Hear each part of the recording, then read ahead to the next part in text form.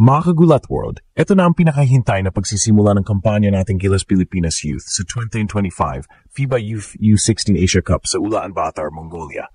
Ang unang laban ng ating mga kabataan ay kontra sa Chinese Taipei, ranked number 51 sa mundo, ngayong gabi, 7 p.m. Manila time. Sa ilalim ng bagong mentor na si Ella Tenorio, na siya ring bagong head coach ng Magnolia Hotshots sa PBA, sisimulan ng Gilas ang kanilang laban sa Group B. Nasa parehong grupo rin natin ang Indonesia, ranked number 89, at ang powerhouse New Zealand, ranked number 15. Mahalaga ang bawat laro dahil tanging ang top team sa group ang diretsong papasok sa quarterfinals. Para kay Tenorio, malaking oportunidad ito na ipakita ang kanyang leadership. Mula sa pagiging tinyente ng Gilas Seniors noon, ngayon ay siya na ang tatayong commander ng bagong henerasyon ng Pinoy basket.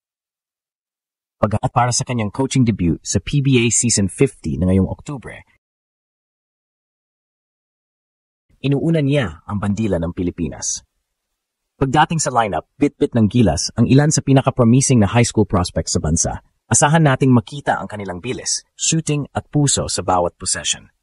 Samantalang ang Chinese Taipei ay kilala rin sa kanilang disiplinadong laro at matibay na ball movement, kaya't hindi ito magiging madali. Matapos ang laban na ito, susunod agad ang ating koponan kontra Indonesia sa Lunes at kontra New Zealand sa Martes. Kaya't napakahalaga na makuha natin ang panalo sa opener para magkaroon ng momentum. Mga kagulat world, nakatutok ang buong bayan sa laban na ito dahil hindi lang simpleng laro ito. Ito ang unang hakbang ng ating basketball future. Handa na ba kayong suportahan ang Gilas Youth? Livestream. Maaari ninyong subaybayan ang laro ng live sa official FIBA YouTube channel at updates mula sa SPP social media pages. Gilas Pilipinas Youth versus Chinese Taipei, 7 p.m. Mitaran at sabay-sabay tayong sumigaw ng laban, Gilas. Mga kagulat world, mainit na laban agad ang sasalubong sa ating pambansang koponan ngayong gabi. Ang Gilas Pilipinas Youth ay haharap sa Chinese Taipei U16 sa pagbubukas ng kanilang kampanya sa 2025 FIBA U16 Asia Cup na ginaganap sa Buoyant Uka Sport Complex, Ulaanbaatar, Mongolia.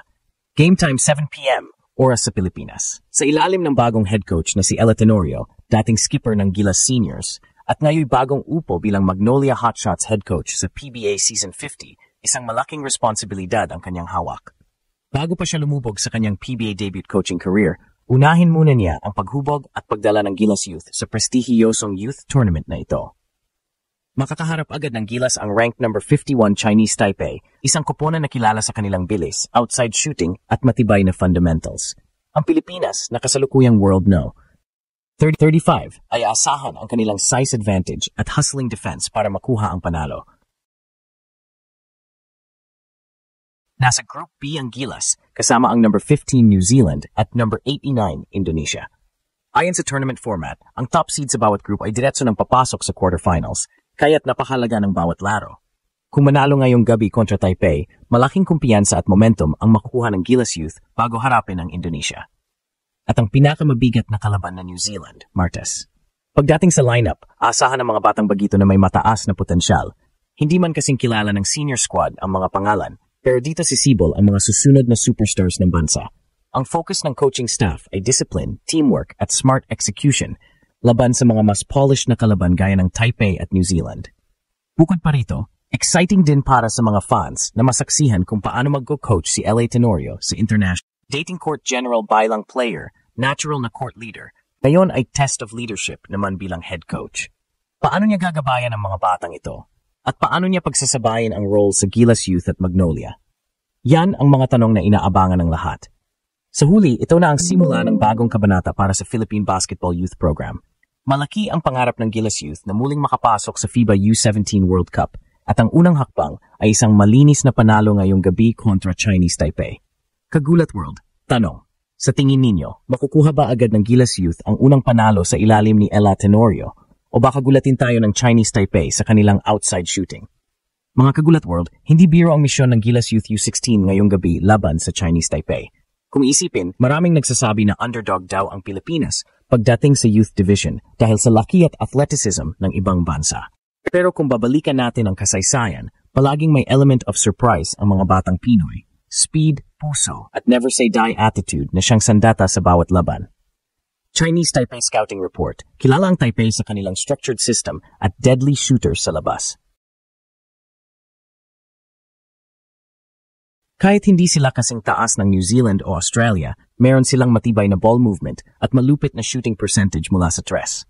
Ang kanilang guard play ay mabilis at masinap sa bola, isang bagay na kailangang bantayan ng Gilas. Strengths ng Gilas Youth. Dito pumapasok ang bilis at creativity ng mga batang Pinoy. Ang lineup ni Coach L.A. Tenorio ay pinaghalong scorers at defenders. Hindi man ganun katangkad, pero puspos sa hustle at energy. Ang tanong, paano harapin ng Gilas ang disiplina ng Taipei shooters? Sagot, pressure defense. I expect natin ang trapping sa half-court, mabilis na steals, at run-and-gun offense para hindi makapuwesto sa set plays ang kalaban. Key players to watch. May mga umuuspong na pangalan sa Gilas U16 na malamang maging future stars din ng scene.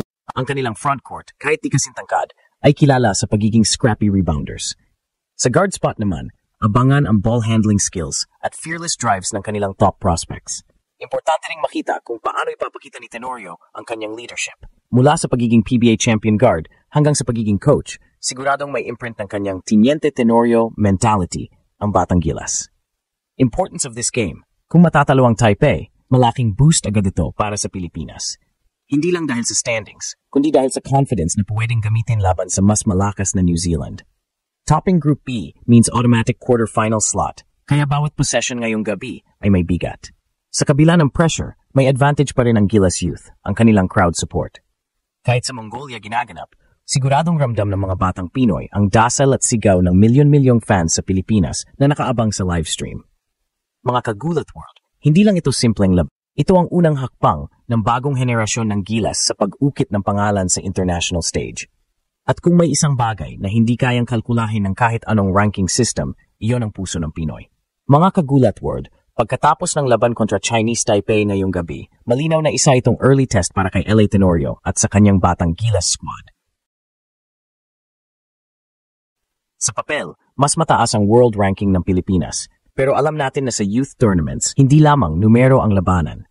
Ang disiplina, composure at maturity ng players ang kadalasang nagdidikta ng resulta. Kung makuha ng Gilas ang panalo ngayong opening game, malaking kumpiyansa ang dala nila kontra Indonesia bukas.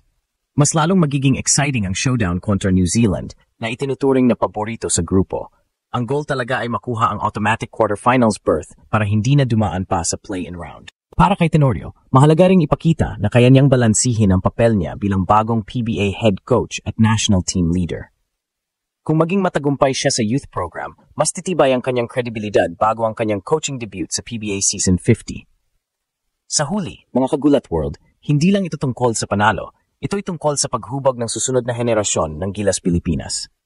Kung gaano kalayo mararating ng batang koponang ito sa Mongolia, magsisilbing preview ng kinabukasan ng Philippine basketball.